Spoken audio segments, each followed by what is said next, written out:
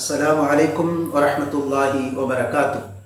نحمده ونصلي على رسوله الكريم أما بعد. فقد قال الله تعالى في محكم التنزيل: أعوذ بالله من الشيطان الرجيم. بسم الله الرحمن الرحيم. إني رأيت 11 كوكبا.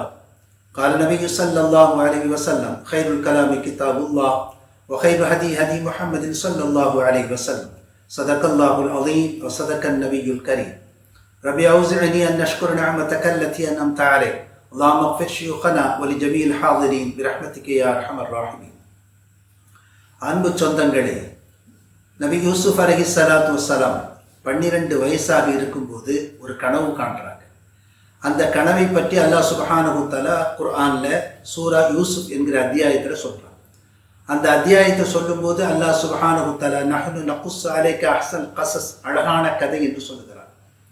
இந்த வரலாறு சொல்லக்கூடிய அந்த தொனியை பார்த்து, அதனுடைய முறையை பார்த்து நவீன ஆய்வாளர்கள் சொல்கிறார்கள், நாவலுக்கான பல்வேறு உத்திகள் இருக்கிறது என்று சொல்கிறார்கள்.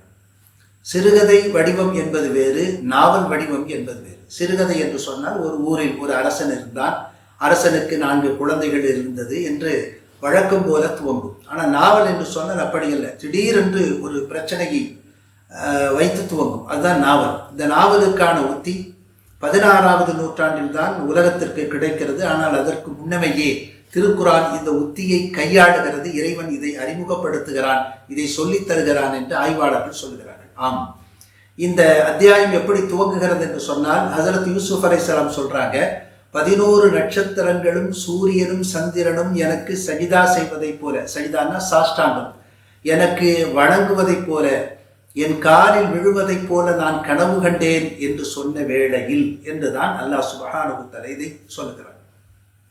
இந்த கனவு பார்க்கும்போது அவங்களுக்கு 12 வயசு. தந்தை யாக்கூப் அவங்களும் ஒரு நபியா இருந்தாங்க. அவங்கள்ட்ட போய் சொல்றாங்க. சொன்ன உடனே அவங்க புரிஞ்சுக்கிட்டாங்க, இவர் பின்னால் நபியாக வரப்போகிறார், அதற்கான அடையாளம் தான் என்று. அவங்க ஒரு செய்தியை சொன்னாங்க, இதை உன்னுடைய சகோதரர்கள்ட்ட சொல்லாத அப்படின்னு சொன்னாங்க. இப்னு அப்பாஸ் ரலியல்லாஹு அன்ஹு அவர்கள் இந்த திருக்குரானுக்கு விளக்கம் சொல்வதிலே தலைமையான ஒரு மனிதராக இருக்கிறாங்க. அவங்க சொன்னாங்க, இந்த 11 நட்சத்திரங்கள் என்பது 11 சகோதரர்கள், சூரியன் என்பது தந்தை, சந்திரன் என்பது தாய் என்று அதற்கு ஒரு விளக்கம் சொன்னாங்க. பின்னாடிலே நபியாக வரப்போகிறார்கள், எல்லாமும் அவர்களுக்கு கட்டுப்பட போகிறது என்பதை குறித்து ஒரு முன்னறிவிப்பாக அல்லாஹ் சுப்ஹானஹு வ தஆலா அந்த சிறுவருக்கு, நபி யூசுப் அலைஹிஸ்ஸலாம் அவர்களுக்கு இந்த கனவை காட்டுகிறார்.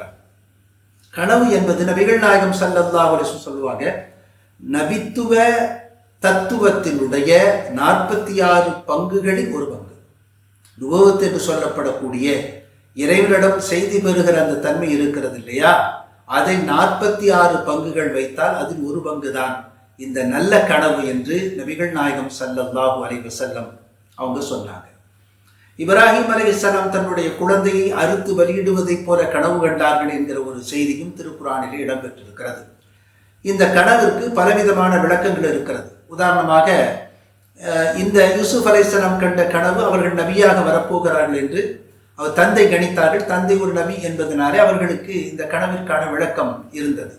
நபி ஸல்லல்லாஹு அலைஹி வஸல்லம் சொன்னாங்க, மதீனாவினுடைய எல்லையிலிருந்து ஷாம் தேசம் வரைக்கும் கருத்த பெண்ணொருத்தி வெளியேறி ஓடிப்போனாள் என்று சொல்லிவிட்டு அது காய்ச்சல் என்று சொன்னார்கள்.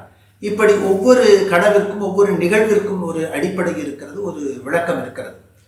நபிமார்களுக்கு பிறகு அல்லாமா இப்னு சீரின் என்கிற ஒரு பெரும் அறிஞர் தான் இந்த கனவு உலகத்தினுடைய மேதையாக போற்றப்படுகிறார்கள். அவங்க சொல்லுவாங்க, கனவுகளுக்கு எடுத்தேன் கவிழ்த்தேன் என்று விளக்கம் சொல்லக்கூடாது, கனவு கண்ட ஆளை பொறுத்தும் அதனுடைய விளக்கங்கள் மாறும்னு சொல்லுவாங்க. உதாரணமாக, பாங்கு சொல்வதை போல கனவு கண்டால், அப்படி கனவு கண்டவர் நல்லவராக இருந்தால் ஹஜ்ஜுக்கான வாய்ப்பு கிடைக்கும். கனவு கண்டவர் கெட்டவராக இருந்தால் அவர் திருடன் என்று குற்றம் சுமத்தப்படுவார்னு சொன்னாங்க. இது எப்படின்னு அவங்கள்ட்ட கேட்டாங்க. அவங்க சொன்னாங்க, பாங்கு என்பதற்கு அதான் என்கிற ஒரு வார்த்தை. இந்த வார்த்தை அல்லாஹ் சுப்ஹானஹு வ தஆலா திருமறையிலே 2 இடத்துல பயன்படுத்துறாங்க. வஅத்தின் ஃபின்னாஸ் பில் ஹஜ்ஜி அதூக ரிஜாலன் வ அலா குல்லி ضامر يأتين من كل فج عميق. இது ஹஜ்ஜை குறித்து பேசுகிறது. எனவே அதான், பாங்கு சொல்லக்கூடிய மனிதர் நல்லவராக இருந்தால் அவர் ஹஜ்ஜு செல்வார் என்பதற்கான அடையாளம். இன்னொன்று,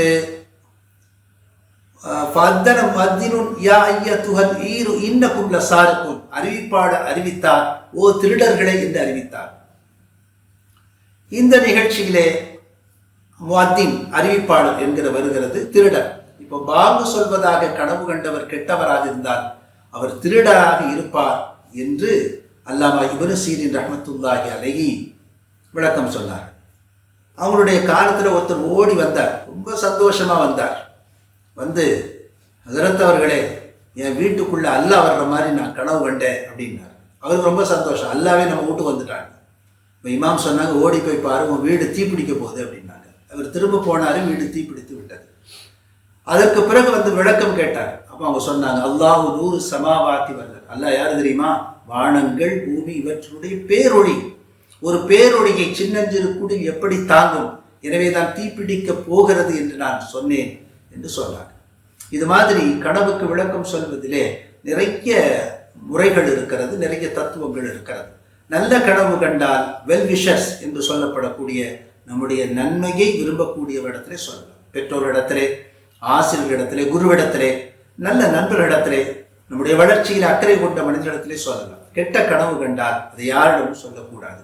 நபிகள் நாயகம் ஸல்லல்லாஹு அலைஹி வஸல்லம் அவங்க சொன்னாங்க, கெட்ட கனவு வந்தால் இடதுபுறம் திரும்பி 3 முறை துப்பிவிட்டு அஊது பில்லாஹி மினஷ் ஷைத்தானிர் ரஜீம் என்று சொல்லுங்கள் என்று சொன்னார்.